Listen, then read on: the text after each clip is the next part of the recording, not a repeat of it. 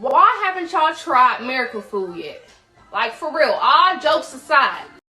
Bitch, I'm God, I'm the Alpha and Omega, I'm the ancient of the days, I'm the Rahman Rahim, and you don't know where I come, you don't know from where I came, all you know is I am one with many aspects, different names, then one day the thought formed into a word inside my brain, then I said let it be, then next thing I heard a bang, then I split up into infinite dimensions with a chain, now we're all interlinked, we are all one and the same.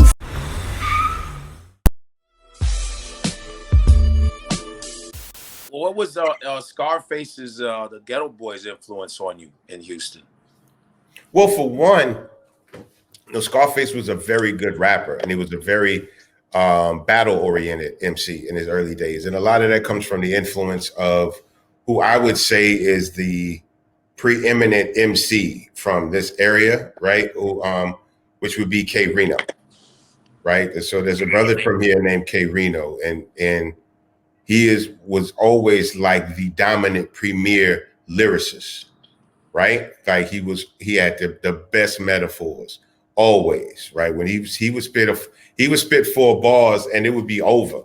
Like we don't even need to go for a whole 16. He was really that good. Like every 4 bars were some of the most creative, intuitive rhymes I'd ever heard, right? And he still operates at this level, but he never really got a big commercial following, but for here locally, he set that lyrical standard. And so right under him is Face, right? But then there's no designated like third dude, right? So in my mind, I'm like, well, at least I could be top 3. Right. You know what I'm saying? And and then so seeing Face as an independent artist in the early days when he's going from DJ Action to Mr. Scarface with Rap-A-Lot Records. And the crazy thing is that, I met Face very early in my career, you know what I'm saying? Even not even really with music, on some whole other shit. And then we were doing like a freestyle session at a skating rink where they had a concert at, and him and k-rino came in while we were battling each other, and they just bodied the whole room. You know what I'm saying? So I'm like, okay, see, that's how I got it as an MC. I got to come in the room. I can't just be battling with this dude or that dude. I got to come in, spit balls, and body the whole fucking room. Like nobody want no smoke. Right. You know what I'm saying? So just the way that they approach the art form, I was like, I want to be seen in this high of a regard. And so from that point on, I started really writing a different way. Then I ended up meeting a brother who I think probably might have been the best rhyme writer in hip hop history ever. His name is Rick Royal. He was from a group called the Royal Flush here in Houston.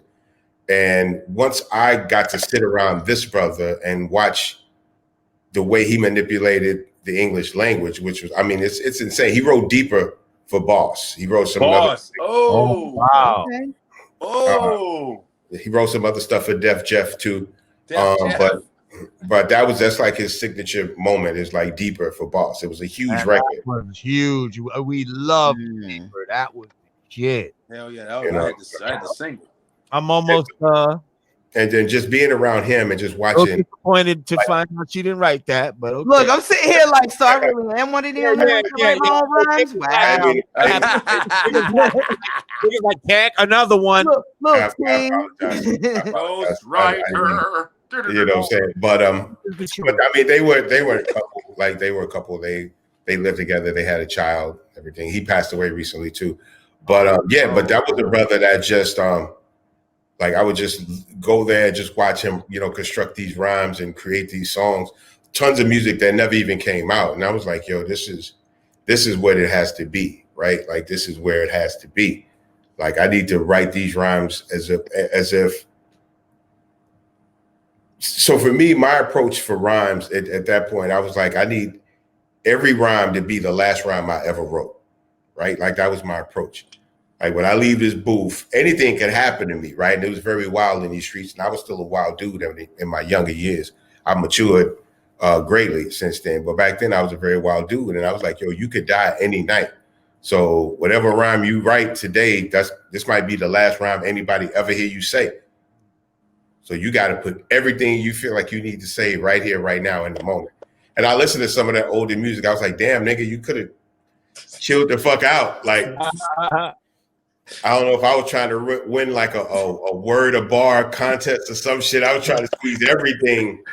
That's what everybody does, though. You know, but I really wanted to, me being where I was from, I was like, if somebody like me being where I'm from could get to the point of being like even talked about amongst the greats, then anybody could do it. You know what I'm saying? So I would love to be able to prove people wrong about where we're from and what we contribute and how we love and appreciate the culture. You know what I'm saying? And so that's kind of who I felt I wanted to be. And now we have dozens of people, right? The South is wide open now. There's a whole other level of confidence, right? And so that's for me. And that's another thing too. I always wanted to be the most confident MC in the room. Not cocky, but confident.